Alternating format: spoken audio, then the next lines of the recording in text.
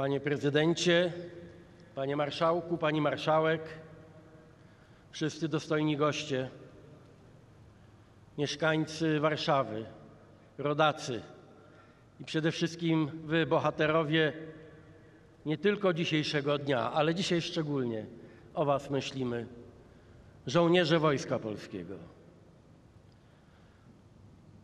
Z wielką dumą dzisiaj wszyscy razem patrzymy na was, na nasze polskie mundury, na wasze twarze pełne determinacji, odwagi, na waszą postawę każdego dnia, nie tylko w święto, która nacechowana jest profesjonalizmem, odwagą, determinacją.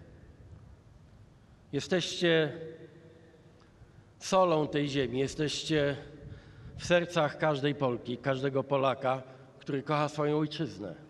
Nie może być inaczej. Dzisiaj świętujemy wspólnie z żołnierzami Wojska Polskiego, wspólnie z całym narodem, wasze święto, drodzy żołnierze. Świętujemy rocznicę wielkiego, historycznego zdarzenia, jakim było zwycięstwo Polski nad sowieckim agresorem. Zwycięstwo nie zawsze doceniane, chociaż przez wielu na świecie uznawane za jedno z najważniejszych zwycięstw w historii świata.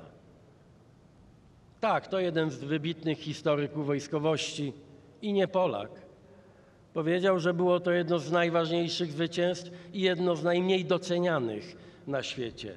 My je doceniamy. My wiemy dobrze, że Polska, nasza świeża wówczas niepodległość, ale że cała Europa, być może cała nasza cywilizacja wolności przetrwała dzięki temu zwycięstwu i dzięki ofiarom z tamtych dni, tygodni i miesięcy. Bo przecież tysiące Polek i Polaków oddało życie w tej bitwie za Polskę, za wolność, za niepodległość i za te fundamentalne wartości, które tworzą nasz świat, naszą polityczną i też etyczną cywilizację.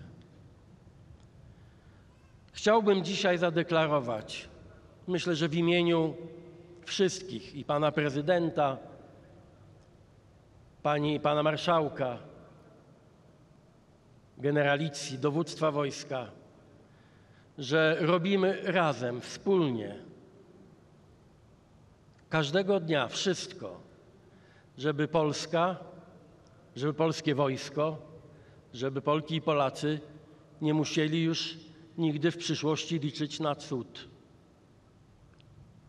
Cud nad Wisłą będzie na zawsze w naszych sercach piękną pamiątką bohaterstwa, niezwykłego poświęcenia, genialnego dowództwa, wielkiego morale całego narodu.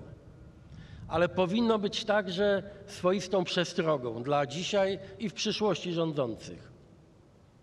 W polskiej strategii obrony, w polskiej strategii zwycięstwa nad wrogiem, kiedy przyjdzie taka potrzeba, nie może być miejsca na liczenie na cud. Musimy liczyć na siebie, musimy liczyć na nasz naród, musimy liczyć na realne sojusze, musimy liczyć na nasz wspólny wysiłek w budowie nowoczesnej armii. Dzisiaj musimy to sobie bardzo wyraźnie powiedzieć.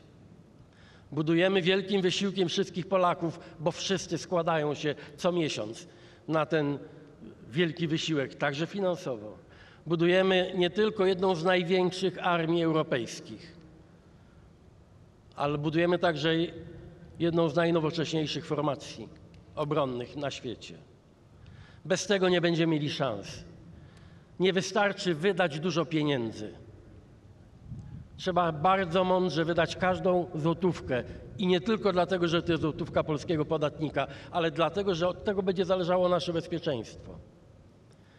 Wokół nas toczą się już wojny przyszłości. I dlatego, dziękuję panie prezydencie, tu szczególnie niski ukłon dla pana ministra Jacka Siewiery, który współpracuje z rządem w tej sprawie niezwykle rzetelnie, z niezwykłym oddaniem. Dlatego naszym zadaniem, nas wszystkich, jest, aby przygotować naszą ojczyznę i żeby przygotować wspólnie Sojusz Północnoatlantycki do wojen przyszłości, a nie przeszłości. Mamy już tragiczny poligon tych wojen przyszłości. To jest Ukraina, ale to jest także Gaza. To jest kilka miejsc już na świecie, gdzie te wojny przyszłości mają miejsce.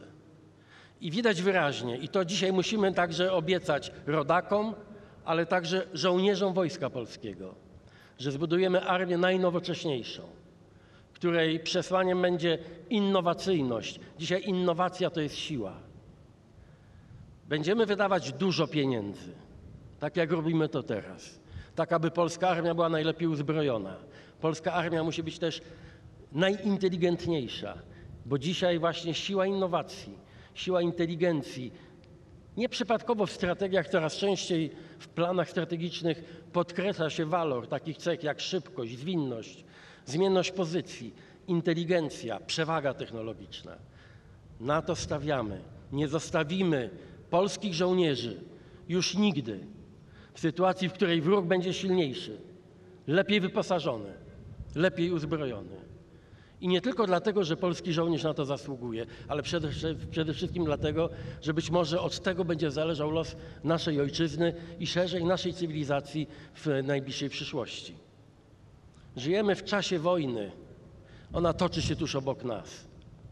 I dlatego dzisiaj tak ważne są te deklaracje o gotowości do poświęceń, o odwadze naszych żołnierzy, o tej determinacji polskich obywatelek i obywateli, którzy zrzucają się, składają na ten wielki wysiłek obronny każdego dnia. I chcę powiedzieć, że to, co jest gwarancją naszego bezpieczeństwa także, co kiedyś zawodziło w przeszłości, a więc realny sojusz, prawdziwi sojusznicy, to też jest coś, co wszyscy wspólnie, panie prezydencie, drodzy goście, o co wszyscy wspólnie musimy dbać. I to, co jest największym naszym atutem, to, co jest orężem kluczowym, to jest narodowe i wojskowe morale. Jesteśmy wszyscy patriotami o różnych poglądach. Z różnych stron przyszliśmy, politycznej sceny, ale wszyscy jesteśmy dzisiaj tutaj razem, bo przecież wszyscy kochamy Polskę. A ponieważ wszyscy kochamy naszą ojczyznę, więc będziemy także gotowi jej bronić w razie potrzeby. Wszyscy bez wyjątku. A dzisiaj łączymy nasze serca i nasze umysły w tym wspaniałym Dniu Wojska Polskiego i w tym codziennym wysiłku, aby Polska była bezpieczna, żeby Polki i Polacy żyli w bezpiecznej ojczyźnie.